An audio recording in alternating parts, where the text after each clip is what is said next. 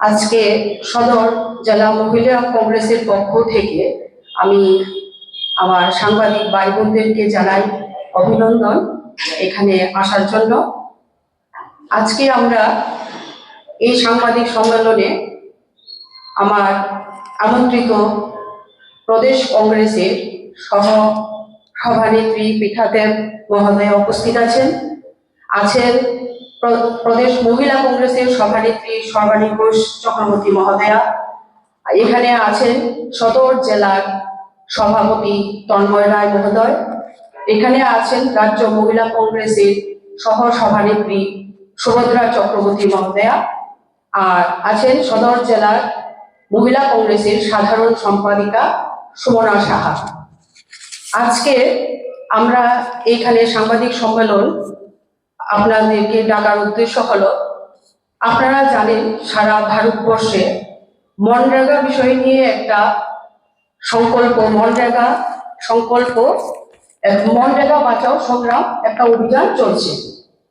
তো আমরা ভারতবর্ষের সর্বভারতীয় মহিলা কংগ্রেসের সভানেত্রী অলকা লালবাজির নির্দেশে আমরা সদর জেলা মহিলা কংগ্রেস আজকে একটা সম্মেলন ডেকেছি। মনরেগা বাঁচাও সংগ্রাম নিয়ে আমি আপনাদের মাধ্যমে যাতে জনসাধারণ জানতে পারে কয়েকটা পয়েন্ট আমি এখানে তুলে ধরবো, বাকি আমার দিদিরা আপনাদেরকে বলবেন সবকিছু। তো আপনারা জানেন 2005 সালে আমাদের ইউপিএ চেয়ারপারসন সোনিয়া গান্ধীজি আর ডক্টর প্রয়াত প্রধানমন্ত্রী মনমোহন সিং এর হাত ধরে MGNREGA প্রকল্প চালু হয়েছিল। সেই MGNREGA এমন একটা ছিল যে আইনের আওতায় ছিল, মানুষ গ্রামগঞ্জে এই MGNREGA থেকে খুব উপকৃত হয়েছিলেন। আমাদের ভারতবর্ষের যে জালিয়াতি জুমলা সরকার, বিজেপি সরকার, সেই MGNREGA প্রকল্পকে বাতিল করে ওনারা বিবি গ্রামজি একটা প্রকল্প চালু করেছেন। সেই প্রকল্পতে দেখা গেল গরিব মানুষদের পেটে, একদম সত্যি কথা যেটা, গরিব মানুষের পেটে লাথি মারা, আর কিছু না। MGNREGA এমন একটা প্রকল্প ছিল, সেখানে গরিব মানুষরা কাজ না থাকলেও 15 দিনের মধ্যে কাজের দাবিদার ওনারা করতে পারতেন এবং ভাতা পেতেন। তো আজকে আমি আপনাদের মাধ্যমে যে MGNREGA আর মোদী সরকারের পরিবর্তনের নাম বিবি গ্রামজি, এই কয়েকটা পয়েন্ট আমি এখানে আপনাদের সামনে তুলে ধরব।